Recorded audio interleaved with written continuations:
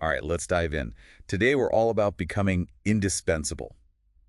Specifically for anyone out there starting a new business. Yes, and how to make yours the kind that customers just can't live without. Can't imagine a better topic, really. We're going deep on this one with Joe Calloway's book, Indispensable. How to become the company that your customers can't live without, to give the full title. It's packed with real-world examples, which is what we love. And what I really appreciate about Calloway's approach is that he skips the theory. It's right to the point. Yeah, he's looked at businesses of all sizes, different industries, to see what actually works. To make them stand out. Right. So think about this. You're starting your new business. You could use these principles from day one. To build that customer loyalty right away. That's the goal. Absolutely. And Calloway starts off with this idea of the default choice. Interesting concept. Really resonated with me.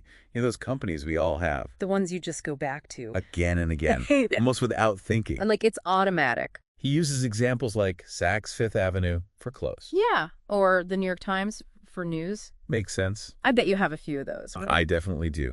What are those businesses for you? And why do they have that default spot in your mind? I think it's different for each one. But quality, for sure. Yeah, that's the question, isn't it? It's not always about the lowest price. Or the biggest name, even. What Calloway's saying is that these indispensable companies, they dominate in something specific. They have a specialty. Exactly. No confusion about what they excel at. Maybe it's incredible customer service. Or the quality of their product, like I was saying. Or they've built a community around their brand. Interesting. There's this bartender he talks about, Stephanie. Okay. She makes a mean martini, sure. Sounds promising already. But it's more than that. It's her personality, how she connects with her customers. It's the whole package. Exactly. Shows you that even in something crowded, like cocktails, you can become indispensable. By becoming the go-to. For something specific, yeah. So how do you apply that to your new business? Yeah, that's a great question. What's going to be your area of dominance? What makes you stand out? Now, you won't get there overnight. Right, it's a process. But Calloway outlines 5 drivers that pop up in these companies that customers can't live without. Okay, drive that. Less like a recipe, more like core principles. And successful businesses, they adapt them to their own situation. I like that. So less rigid, more like guidelines. Exactly. Okay, so let's break them down. Sure. The first one seems pretty straightforward. Product, price, service. You gotta get those basics right. You can't skimp on the fundamentals. This is about mastering them. You can't build loyalty on inconsistent quality. Or terrible customer service. Nope, even if you have a groundbreaking idea. It has to come together. Think of a chef who has the best ingredients but doesn't know how to cook. Oh, so much potential, but it falls flat. Exactly. So no matter how innovative your idea is, it's got to work for the customer. Seamless. All right, what's the next driver? Momentum. Keeping things moving. It's not enough to talk about taking your business to the next level. You got to do it. You have to take action. Indispensable companies, they're not just making plans. They're making things happen. Love how Calloway uses the analogy of a trip to Las Vegas. Fun example. It's one thing to daydream about it, it's another to book that flight and go. To commit. Indispensable companies, they're booking the flight, assigning responsibility, getting things done. They're not just talking about it. Nope. All right, the third driver is where it gets really interesting. Engage, enchant, enthrall. Oh, I like that. Go beyond the expected. Yeah, creating those wow experiences that customers remember. And talk about. Word of mouth is powerful. Absolutely. Calloway uses the example of a great clips stylist who gave a free haircut to someone having a rough time. Oh, wow. Yeah, they saw the bigger picture. Sacrificing one transaction for a potential lifelong customer. That's long-term thinking. And what's key here, it felt genuine. Not some marketing ploy. Exactly. It was showing empathy, making someone's day. And, you know, as a new business owner, you're in a unique position to build that in. That customer-focused approach. Right from the beginning. It's like you're creating a ripple effect. How so? One great experience leads to word of mouth, positive reviews. It builds your reputation. Draws people in. Makes you stand out. Exactly. Now, the fourth driver is all about the big picture outcome. Interesting. More than just the immediate sale. It's understanding the customer's needs and goals beyond that. Calloway gives the example of Deluxe Financial Services. Okay, what do? They shifted from just selling checks to helping banks be better partners to their clients. So they're helping their customers help their customers. Exactly. It's a powerful example, especially for a new business. Thinking beyond the transaction. It's not what you sell, it's the benefit your customer gets. What problem are you solving? How are you making their life better? That's the big picture outcome. I like it. And finally, we have the fifth driver, habitual dependability. Ooh, interesting. Like being the one they could always count on. You build trust by being consistently reliable. Calloway tells this story about Rogan Allen, a home builder. Okay. He fixed minor imperfections in a house after the sale was closed. Wow, he didn't have to do that. He wasn't obligated. But what does that level of dependability look like for you? In your industry, yeah. It's showing, not just saying. Exactly. Now, Calloway also challenges us to question assumptions, Okay. to think differently. He encourages a why not philosophy, but there's a caveat. There's always a catch. He's clear that you've got to have your core business running smoothly first. Right, so you can't just jump to why not without a foundation. He tells this story about a sales rep who was super charismatic but couldn't close deals. Style without substance. It only gets you so far. It's a trap a lot of new businesses fall into, trying to be innovative. You can have the most creative ideas, but If you can't deliver on the basics, it's all for nothing. It's like he says, all the differentiation in the world is wasted, unless you've mastered your core business. so true. But once you've nailed the fundamentals, then you can start pushing boundaries. Experimenting. Absolutely. Look at W Hotels. Oh yeah, they're interesting. They've built a brand around creating a unique vibe. It's definitely not for everyone. But their target audience loves it. And they achieved that by being intentional with their design, their music, the service. So they mastered the basics and then got creative. It's a good reminder that you don't have to be everything to everyone, It's okay to have a niche. especially when you're starting out. What makes you different? And speaking of appealing to a specific audience, Calloway talks about community building, Creating a sense of belonging. like Apple did with the iPod. And this isn't just for big companies either. Right, it can work at any scale. Remember Robin Crow's recording studio? They host summer barbecues for clients. Nice. To build those personal connections. Exactly. Make people feel like they're part of something bigger than just a transaction. Part of a tribe. Exactly.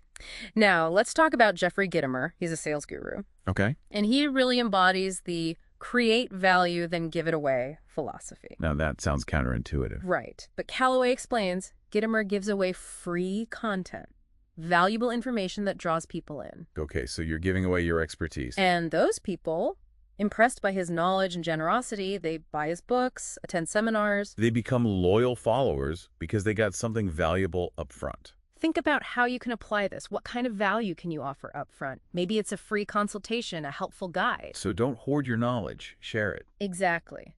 Now, exceeding expectations, it's not about cheesy gimmicks. No, it's got to be genuine. Calloway talks about American Express expediting replacement cards without being asked. Those small, unexpected things. I'll just show you care. What are some small things you can do in your business to surprise and delight customers? Like, it doesn't have to be a huge gesture. Nope. Sometimes it's the little things that resonate. Right. Now, Calloway also emphasizes some principles that might seem obvious, Heck, we overlook them. like telling the truth. He points out that honesty builds trust, and it's more effective than trying to hide mistakes. Be upfront. Also, accuracy and response time. Customers can handle bad news, As long as you're straight with them. but in today's world, they expect quick responses. Easy access to information. How can your new business be responsive and transparent? He gives the example of Commerce Bank. Open all night. Being in the right place at the right time can be a huge advantage. It's not just what you offer, it's how and when. Meeting their needs in a way that stands out. Now, Calloway throws in a bit of a curveball with the Pancake Pantry. I've heard of this place. It's a natural, right? It's been around forever, lines out the door, but they don't even have a website. It's this mix of amazing food, community, a unique vibe. He says it defies easy explanation. It's almost like magic. It's something special. Yeah, it shows that sometimes success is more like art than a formula. It's the intangible things, the feeling a business evokes. The experience. What kind of feeling do you want your new business to evoke? What will make the experience memorable? Give it a personality. And Calloway shares some personal anecdotes that show the power of that big picture outcome. Like, The air conditioning technician who whispered so as not to wake a sleeping baby, or The Starbucks barista who called every customer by name. It's those little things. Show you care. Create a connection. It all comes back to understanding that customers buy outcomes, not just products. So, as you build your business, what's the true outcome you're providing? What problem are you solving? How are you making lives better? And speaking of businesses that get it, Calloway ends with Pinnacle Financial Partners. A bank that's challenged the status quo. By focusing on personalized service. And empowering their employees. Which, for a bank, can be pretty unique. It shows you can differentiate yourself, even in a crowded market. By putting people first. Employees and customers. It's that chain reaction again. Happy employees lead to happy customers. Which leads to a successful business. And it starts with a clear vision. And a commitment to those core values. Absolutely. To wrap up this part, a thought for you. It's not just about the grand gestures. The small things matter. It's the consistent actions that show you care. Like, even a flight attendant thanking you for your business can make an impression. Showing gratitude. Exactly. It's making those positive actions a core part of your business, not just something you do occasionally. So you're not just hoping your team will get it. You're designing those wow moments into how you operate. From the very beginning. Right. It's about creating a culture where going above and beyond becomes second nature. It's just what you do. Now, I know Calloway also outlines 28 indispensable lessons. A lot to unpack there. We can't cover them all, but are there a few that stand out as helpful for someone starting out? For our new business owners listening? Definitely. And keep in mind, these are thought-provoking, not a checklist. Find what works for you. Okay, let's dive in. Lesson 1. Have the lowest price. Seems pretty straightforward. But Calloway points out that not everyone can make that work. Not every business model can handle that. Competing solely on price, it can be a race to the bottom. You can only go so low. It takes incredible efficiency to offer the lowest prices and still be profitable. Yeah, think about Walmart. They've built a system. But it's not something you can just replicate overnight. So lowest price might be a strategy for some, but it's not a cure-all. Right. What about lesson 3? Have a product that no one else offers. Now that's interesting. Creating something truly unique is a challenge. And unique is a moving target. Someone can always top you. Exactly. How do you stay ahead? Calloway highlights Wild Oats' natural marketplace. Okay, I've heard of them. Natural foods. They have carved out a niche, offering carefully curated products. Okay. They might not have a one-of-a-kind product, but their mix sets them apart. That makes sense. It's about how you present your products. Think about your new business. What can you offer that appeals to your target market in a way your competitors don't? Find your angle. Now, lesson 4 highlights NASCAR's success in making their product personal. NASCAR. Interesting example. They understand their customers, their passions, and they've built an experience around that. It's more than just cars going around a track. It's the drivers, the rivalries. the community. Right. And as a new business, think about how you can cultivate those emotional connections. Make people feel like they're part of something. Exactly. And I love how Calloway highlights Newman's Own. The salad dressing. They're a perfect example of being profitable while doing good. They make great products and donate all their profits to charity. A win-win. Think about your new business. Are there ways you can incorporate your values? So be successful and ethical. Exactly. Lessons 7 and 8 focus on understanding your customers, adapting to their needs. Crucial in today's market. Things change so quickly. He uses Oprah as an example. Always staying ahead of the curve. She anticipates what her audience wants. She's really good at that. Yeah. So how do you gather feedback from your customers? And are you staying on top of trends? You have to constantly evolve. Now, lesson 9. Be easy to do business with. Seems simple. But so many get it wrong. What does that even mean? Calloway tells a story about a plumbing company that stands out because they promise to show up on time, do the work correctly, and charge the agreed-upon price. That should be standard. You'd think, but it's not. It's the little things. So for your new business, how can you streamline processes, make communication clear? Make sure working with you is a pleasure. Exactly. And then there's lesson 10, which focuses on companies that make life easier, like MapQuest. They give you directions for free. They make money through ads or other means, but the focus is on a great user experience. Providing value up front. So think about your business. Are there aspects of your service you can offer for free? To attract customers, build goodwill. Calloway also talks about saying no to business that's not a good fit. That can be tough, especially starting out. It's tempting to take every project. You need the income. But you can spread yourself too thin, lose focus, It's better to be selective. build a reputation for doing exceptional work in your area. So, quality over quantity. Right. And then he talks about the duh factor. Duh factor. These obvious things we overlook. He tells a funny story about a McDonald's employee who told him, "We have a lot of things to do here besides just wait on customers." Oh, no. It highlights a serious point. Never lose sight of your purpose. You're there to serve your customers. Don't get lost in the day-to-day. It's easy to get caught up in the details. And speaking of customer-centric businesses, Pinnacle Financial Partners, They were really interesting. they've shown you can succeed by challenging the status quo. Not accepting things as they are. They do some interesting things. Monthly meetings with all employees. They do quarterly listening sessions to get feedback. Oh. Even book clubs.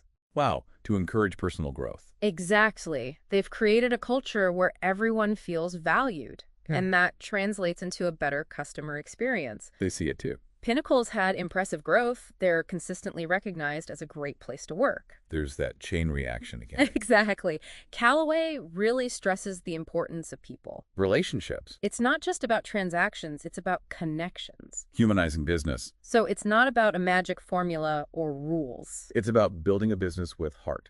That puts people first. That's something anyone can do. Any size business. Calloway also talks about staying connected with customers. He uses LawTalk as an example. Okay, what do they do? They provide continuing legal education, but they go above and beyond. Personalized service, thoughtful extras. A genuine commitment to their clients. It's not just about delivering the product. It's about the relationship. Now, LawTalk, they've done this in a field that's not exactly known for being, warm and fuzzy. Right. Lawyers. Shows you that any business can stand out through service and relationships. That's encouraging. We've talked a lot about concepts and strategies But it's important to hear what makes a business indispensable to customers themselves. to get their perspective. Calloway has a whole chapter called The Customer Decides, anecdotes that show what works and what doesn't. Straight from the source. I like it. Let's dive into some heart and see what we learn. All right.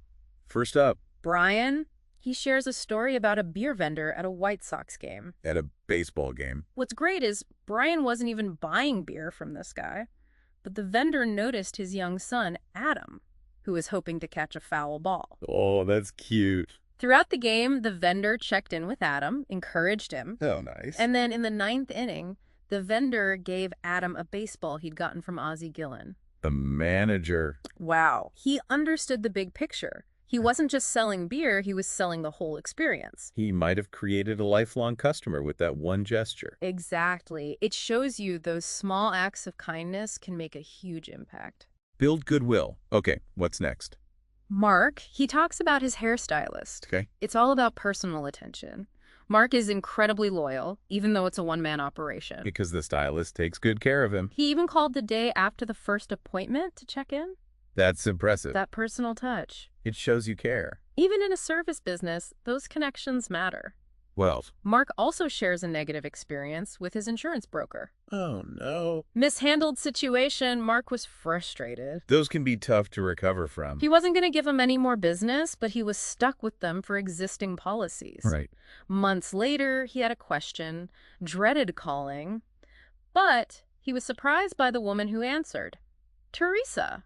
What happened? She was fantastic. Listened patiently, solved the issue, even apologized for the previous experience. She turned it around. And guess what? Mark's still using that agency today because of Teresa. Wow. One person can make a difference. It shows the power of hiring the right people and empowering them to provide great service. What a lesson. Okay, I love this next one. Diane talks about her love for magic touch cleaners. Her dry cleaner. This is about personality.